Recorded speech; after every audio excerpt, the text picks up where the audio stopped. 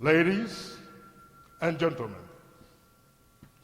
presenting tonight's Riverside Township radio players, Donna Ensmeyer,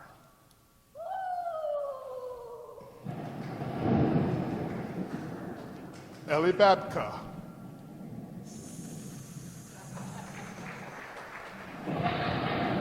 Nell Brennan, Tom Duggan,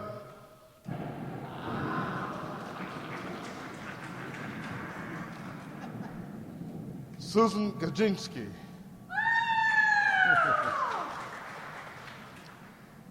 John Gelsomino,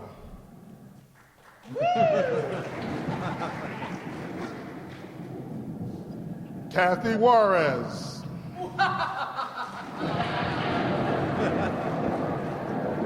Marty McNulty,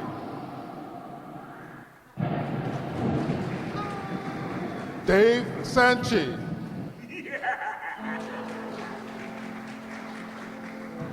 missing tonight are Jay Summerfield, Herb Thompson, and Lorenzo Cordova. And I am Andre Dixon.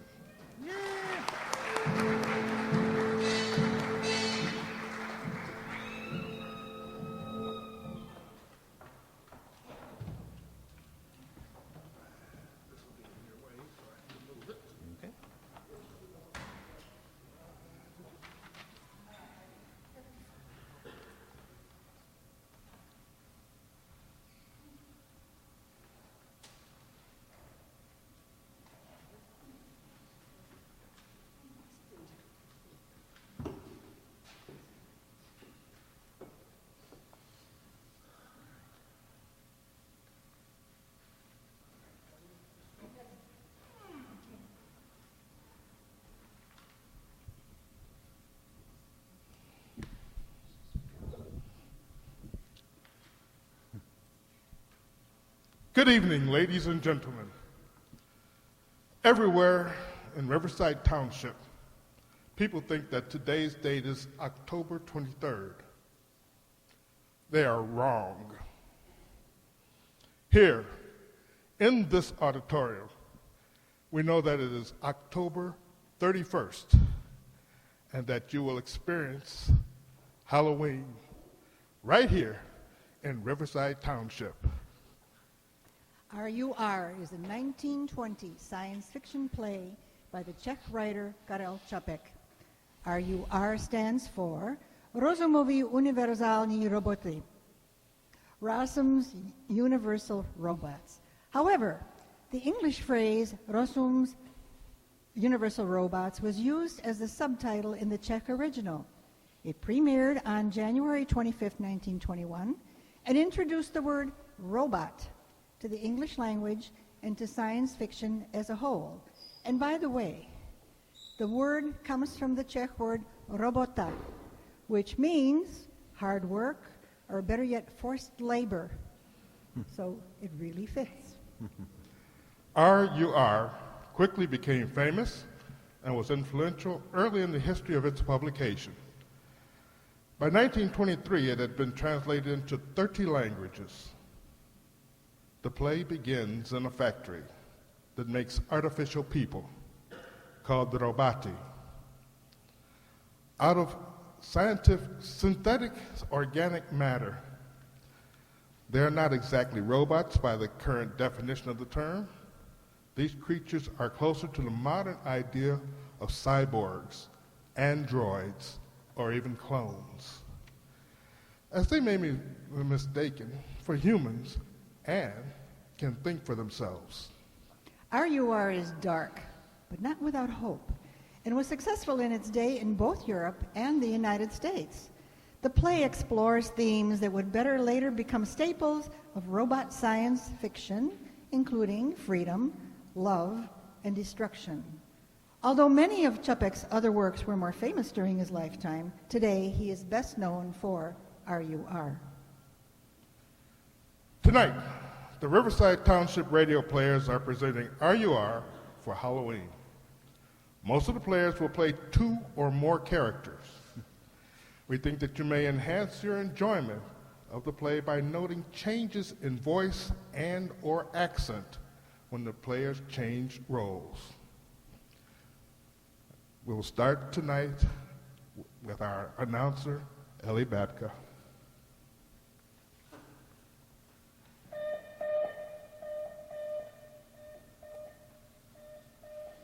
The Columbia Workshop, under the direction of Erwin Rice. Ladies and gentlemen, tonight the Columbia Workshop offers, as its 36th production in a series devoted to experimental radio, Karel Čapek's famous play of the Machine Men RUR. The place, an island, time, the future. Rossum's Universal Robots.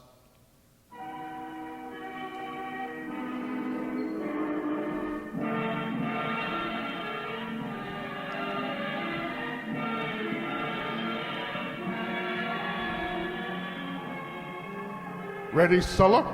Yes. To the E.B. Hyerson Agency, New York, USA. We beg to acknowledge receipt of order for 5,000 robots. As you are sending your own vessel, please dispatch as cargo equal quantities of soft and hard coal for RUR.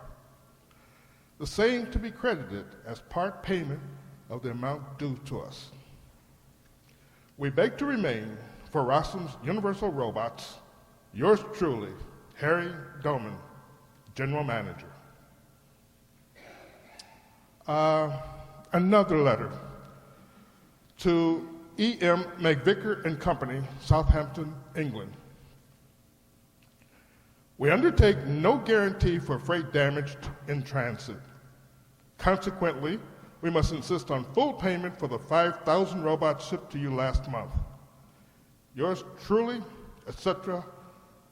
That's all, Sulla. Yes, sir. I'm sorry to have kept you waiting, Miss Glory. We've just been terribly busy. Now, what can I do for you? Mr. Doman, I should like to look over your famous factory. You no doubt know, Miss Glory, that our method of manufacturing people is a closely guarded secret. I thought perhaps you'd make an exception. Surely, as President Glory's daughter, you've had chance enough to examine the robots we've sent over to you. I've observed the way they work, Mr. Doman, that's all. I see. Well, Miss Glory, we shall consider it a special honor to show you more than we do the rest. But you must agree not to My divulge... word of honor. Thank you. Do you mind if I ask you a personal question? Well, You're very young. 21. Oh. Why do you ask? I was wondering, that's all. You will make a long stay with us, won't you? Well, that depends on how much of the factory you show me. You shall see everything. But first, wouldn't you like to hear the story of the invention? Yes, indeed. Well, it was in the year 1920 that old Rossum, the great physiologist, took himself to this distant island for the purpose of studying the ocean fauna. At this time, he attempted to imitate the living matter known as protoplasm. He worked until he suddenly discovered a substance which behaved exactly like living matter. Although its chemical composition was different, Miss Glory, that was a tremendous moment. I imagine it was. Now, the thing to do now was to get the life out of the test tube and form organs, bones, nerves, and the rest. This artificial living matter of his had a raging thirst for life. And so he set about imitating nature. And what happened? Well, after several years, he made an artificial dog, which died in a few days. Then old Rossum started the manufacturing of man. He was mad, of course. The old crank actually wanted to make people. But you do make people. Oh, approximately, Miss Glory. Oh, I see. Old Rossum decided to manufacture everything as in the human body. It took him 10 years to produce a bungling attempt that was to have been a man. It lived only 3 days. Then up came young Rossum. Young Rossum? Yes, his son, an engineer. Oh. When he saw what a mess of it his father was making, he said, it's absurd to spend 10 years making a man. If you can't make him quicker than nature, you might as well shut up shop. Well, what did young Rossum do? He invented a worker with the minimum amount of requirements. He rejected man and made a robot. Mechanically, they are more perfect than we are.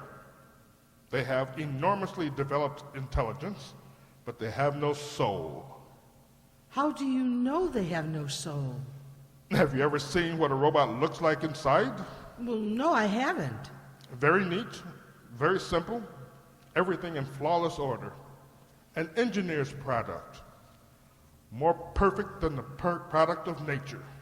The robots I've seen are so strange and quiet. Do they live very long? The best grade live about 20 years. And then they die? They get used up. Oh. Sulla, Yes, sir. come over here.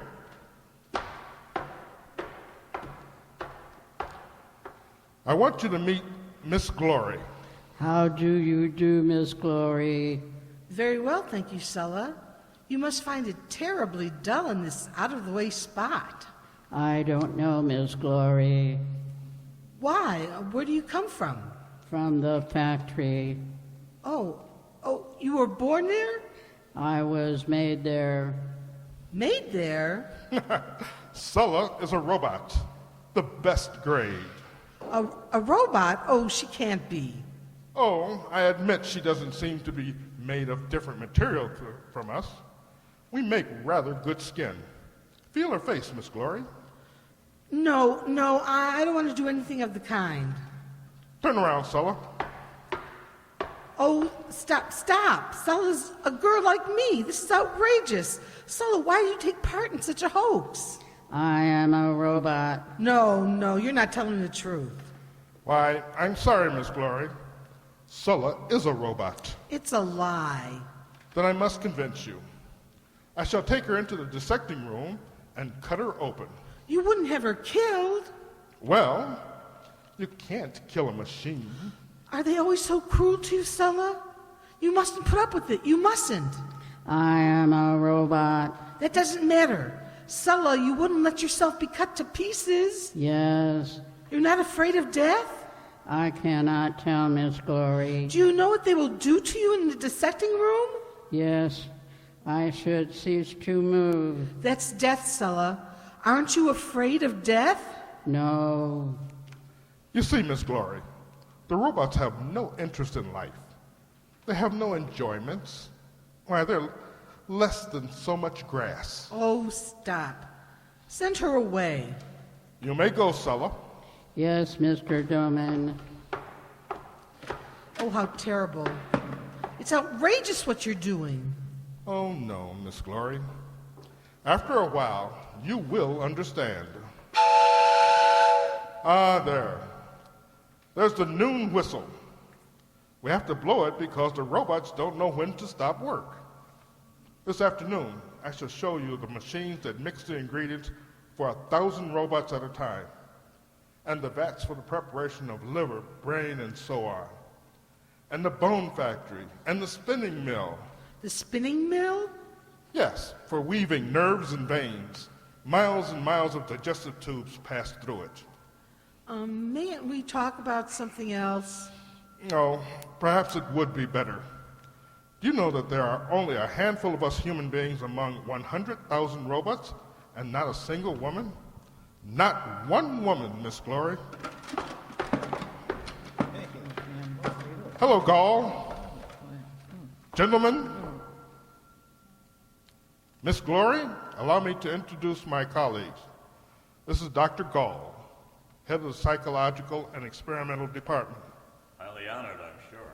Dr. Gall, Dr. Hallmeyer, head of the Institute for the Physiological, Psychological Training of Robots. Delighted to meet you, Miss Glory. thank you. This is Mr. Fabry, General Technical Manager of RUR. How do you do? How do you do? Consul Busman, General Business Manager, and Mr. Alquist, head of the Building Department. How do you do? How do you do? Miss Glory is President Glory's daughter, gentlemen. She's come to look over our factory. Mr. Doman and gentlemen, I may as well be frank. I've really come to disturb your robots for you. I'm from the Humanities League. My dear Miss Glory, every ship brings us saviors. And you let them speak to the robots? Why not? The robots don't even laugh at what people say. Why should they? Don't you think that if you were to show them a little love and Impossible, Miss Glory. Nothing's harder to love than a robot. then why do you make them? For work, Miss Glory. One robot can replace 2.5 workmen.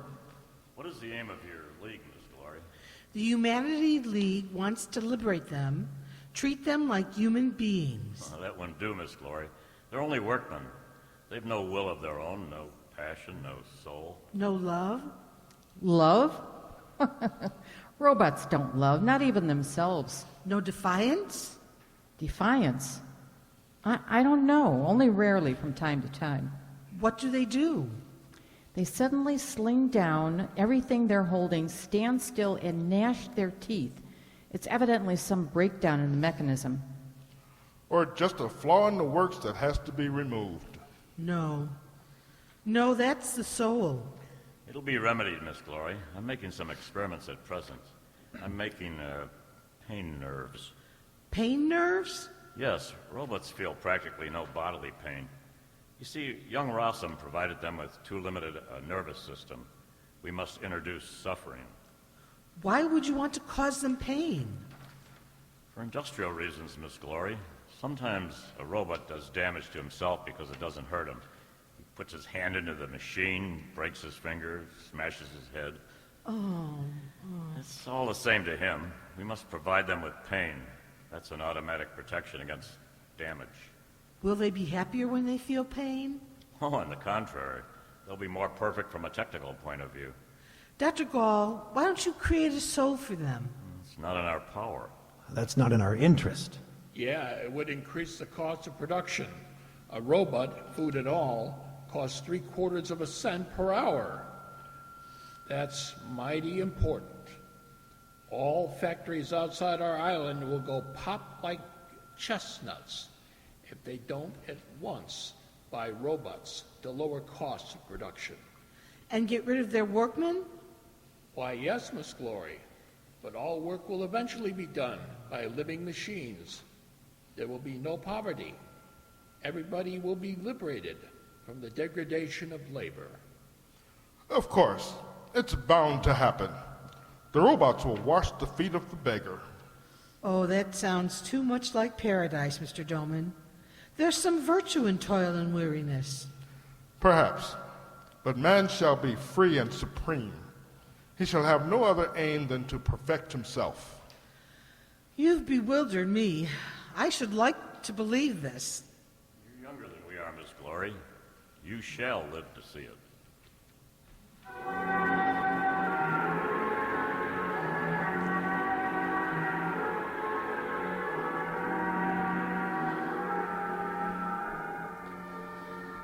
"10 years, Helena. We've been married 10 years today. You've been happy, haven't you, dear? Of course, Harry. Everyone's been wonderful. You know, Helena, I have to laugh when I think of what you said the first day you came to RUR. I want to liberate your robots. Treat them like human beings. Yes. The Humanity League, I remember. I said that every ship brings us saviors, but no one ever does anything but talk. Yes, I was so fearfully impressed by you then. You were so sure of yourselves. We still are, I hope. Perhaps you are. But in all these years, I've never lost a feeling of anxiety. Do you remember when the workmen of Europe revolted against the robots, and the governments turned them into soldiers, and the terrible war that followed? We foresaw that, Helena. They were only passing troubles before new conditions were established. And what are these new conditions? Very good ones, Helena. Orders are pouring in. RUR is more prosperous than it has ever been. And the robots? At the peak of efficiency. Perfect machines. Yes, machines. Surely, Helena, you've forgotten all that nonsense about giving them souls? We've steered clear of all complications that would decrease their usefulness. Are you sure about that? Why, of course, dear. Dr. Gall still carries on his experiments, but only along the lines of increasing the robot's mechanical aptitudes. Tell me, Harry, don't you ever feel just a little bit conscience-stricken about all these travesties of human beings that fill the island? What an absurd idea. I believe still, as I believed 10 years ago, that eventually the curse of labor will be lifted from mankind. It's taking a long time, Harry. Come in. Hello, Dr. Gall. Glad you came, Gall. You're just the man to convince Helena. Really? About what? I was just telling her that all worthwhile improvements take time. Don't you agree with me? Yes, Dillman, of course. Good. Won't you stay a while? I have to go to the factory. Try and reassure her. Gall, you know more about these things than any of us. I'll see you later, Helena. Yes, dear. I got your message, Madam Helena. What did you wish to see me about? It's about Radius, Dr. Gall. Yes? He had another attack this morning. Oh, what did he do? He started smashing things Where is he now? in the library. Is he still raving? No, I think he's gone back to his interminable reading. I'll see what I can do. Radius! Radius! What do you want? Get up. Come in here. Go over to the fireplace. That's right. Let me speak to him for a moment, Dr. Gall. Certainly. Radius, you're so much more intelligent than the rest. Dr. Gall went to a great deal of trouble to make you different. Why couldn't you control yourself?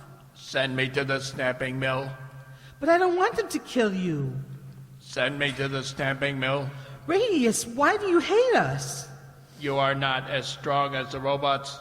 The robots can do everything. You do nothing but give orders. When I put you in the library, I wanted you to read and gain knowledge for the purpose of showing the world that you are our equals. I don't want to be your equals. I want to be a master over others. All right. We shall put you in charge of some of your fellow robots. I do not want to be master over robots. Well, then what do you want? I want to be a master over people. You're mad.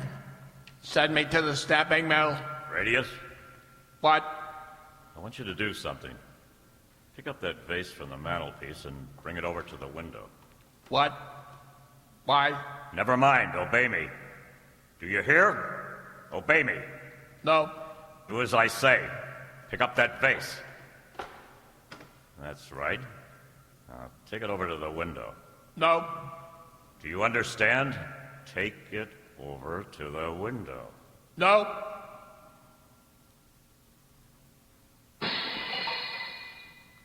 I do not have to obey you. Very well. You may go back to the library. Go back to the library, Radius. The robots are stronger than you.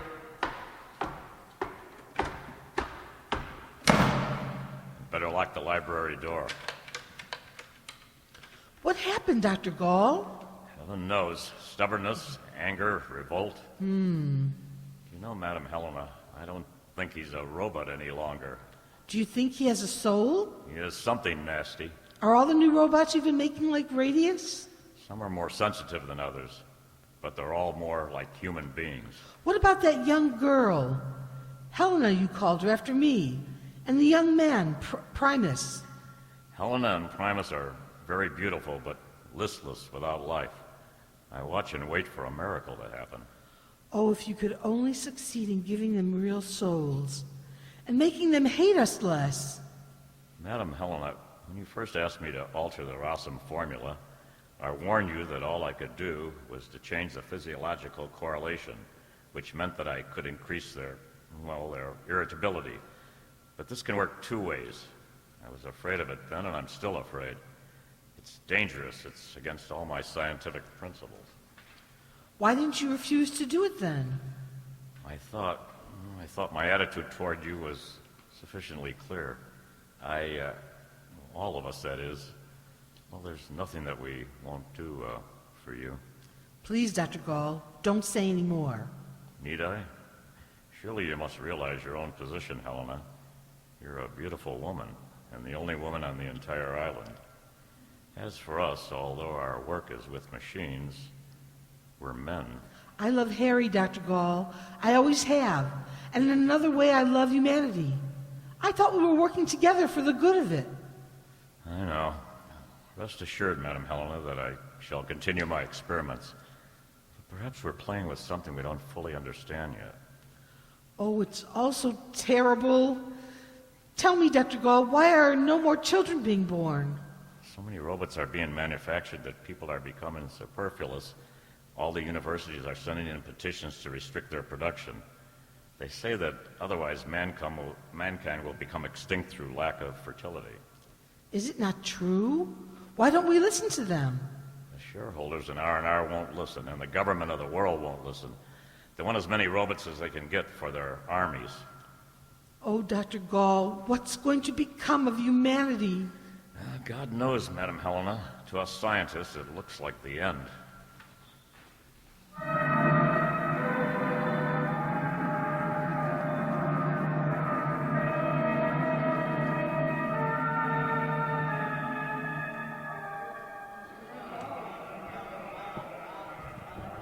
Where are they? Where's Fabry and Busman? Why does it take so long? If only they would come. Here they are. What happened? Did you get down to the boat? Yes, got there. We got there all right. Are the people on board? Is there ammunition?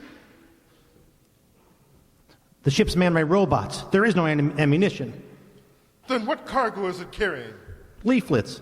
Nothing but leaflets. Here's one of them. Let me see.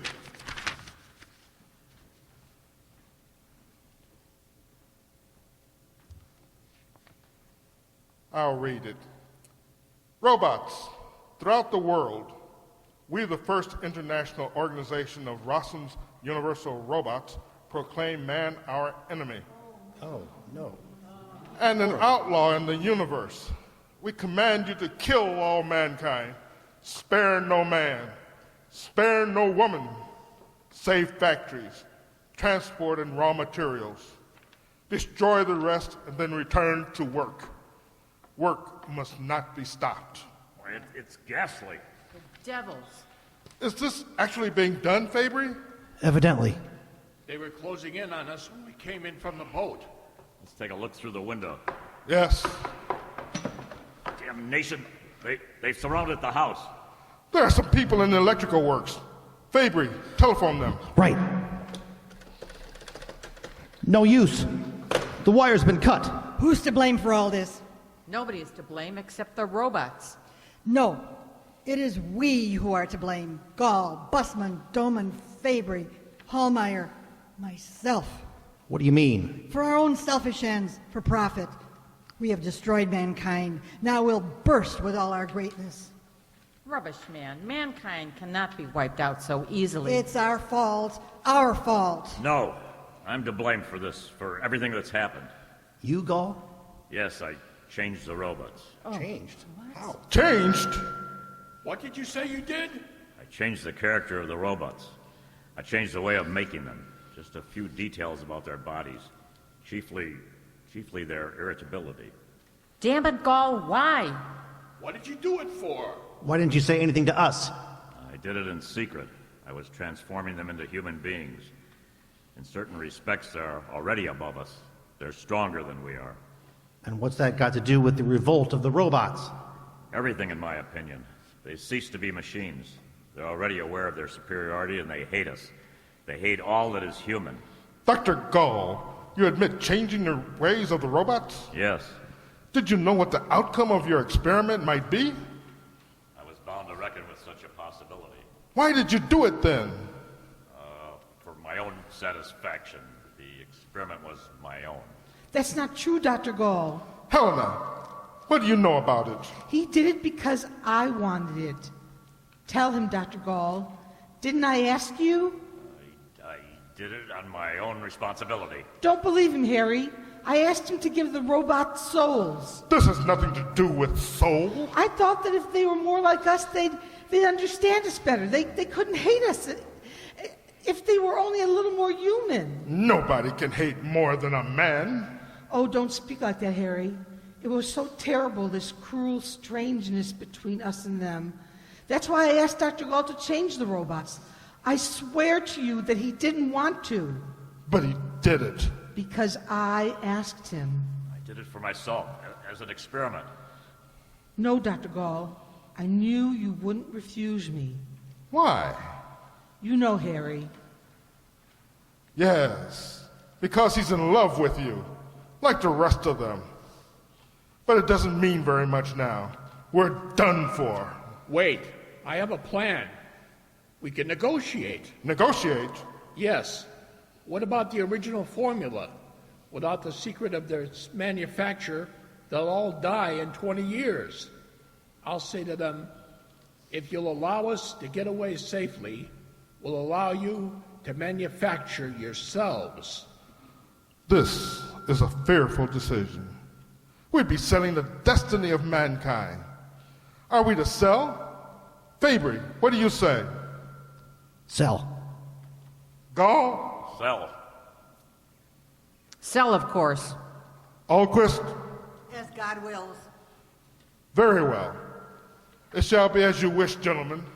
I'll fetch the manuscript from the strongbox. No, Harry, it's not there. Not there? Then where did you put it? I must tell you everything, Harry. Only forgive me. Forgive you? Yes, I burnt the manuscript into 2 copies. You're joking, Helena. It's not possible. Your box is empty. But Helena, why? When I saw the way Dr. Gall's experiments were turning out, I realized how hopeless it all was. People being killed by the robots and no babies being born to replace them. I wanted all of us to go away. I wanted to put an end to the factory. Forgive me, Harry. Good Lord. Gall, could you draw up Rossum's formula from memory? It's out of the question. It's too complicated. Oh, try. Our lives depend on it. With experiments, it might take years, and without them, it's impossible. God in heaven, we're done for. Harry, I've destroyed you. We can't blame you, Helena. Perhaps in your own way, you were right. The lights have gone out. Oh, The electric works has been taken. That must be the signal for the attack. God help us. They're coming now. Goodbye, Helena. you forgive me, Harry? Yes. Forgive you? I forgive you. Harry! Harry! No, stop! Ah! No, help! Help! No! Ah! Radius! No! Don't kill me! Radius! Ah!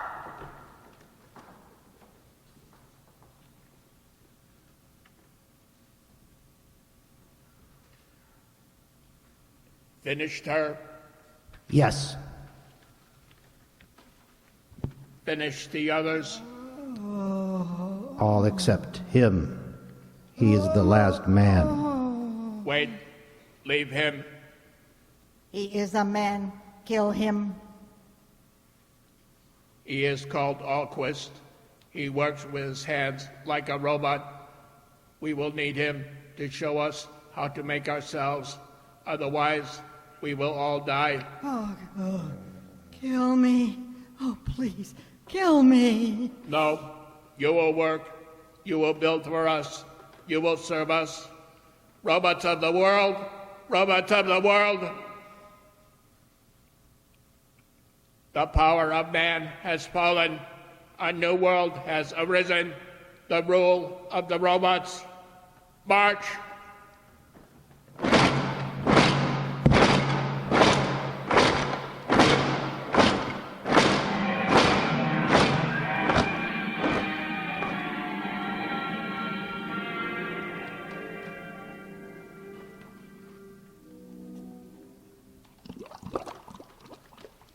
Oh, God. Shall I never find it? Never. Gall, how were the robots made? If I only could learn the answer. That mirror. What does it show me? Blearing eyes, trembling chin. So that's what the last man looks like. I'm too old, too old. No, I must find it. I must search. I must never stop. Never. Yes, who is it? Master, the Central Committee of Robots is here to see you. Send them in. I can do nothing for them. What do you want? Master, the machines will not do the work. The skin will not adhere to the flesh, nor the flesh to the bones. 8 million robots have died this year. Within 20 years, none will be left. Tell us the secret of life. Teach us to multiply, or we perish. I am powerless. Find me human beings. There may be a way. Master, we have touched the world. You are the only one left. Laughter? Who is laughing? Human beings, come forward. Who are you? I am the robot Primus. I am the robotess, Helena. Turn around, girl. No, What? You're timid? You're shy. Sir, do not frighten her. You would protect her? When was she made? 2 years ago. By Dr. Gall? Yes, like me. I must test them further. Laughter, timidity, protection. Take the girl into the dissecting room. I wish to experiment on her. No, you shall not. You shall not. What is she to you, Primus? One Helena more or less in the world. What does it matter? I will not live without her. I will go myself.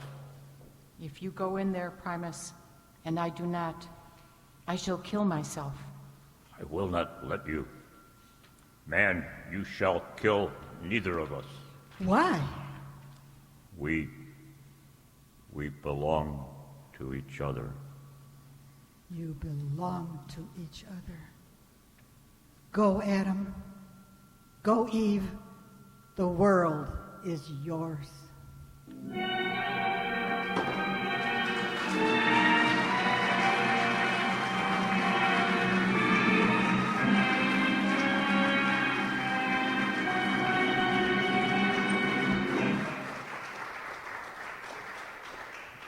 The Riverside Township Radio Players has presented the 1937 Columbia Workshop version of Karel Čapek's famous story of the robots.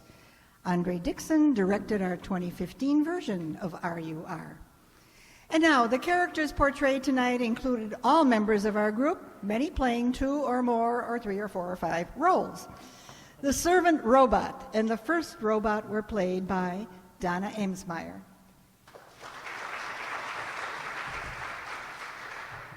The human busman and the robot Radius were played by Tom Duggan.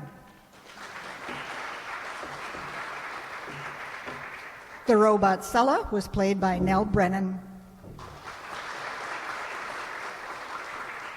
The human Helen Glory was played by Susan Gajinski. The human Hallmeyer and the robot Helena were played by Kathy Juarez.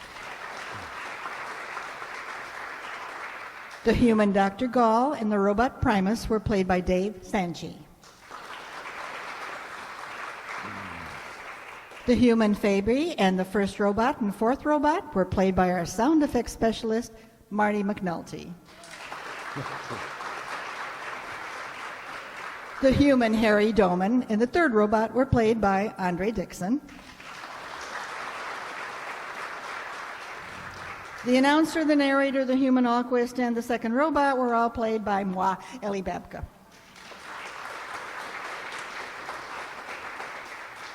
This is the Columbia Broadcasting System.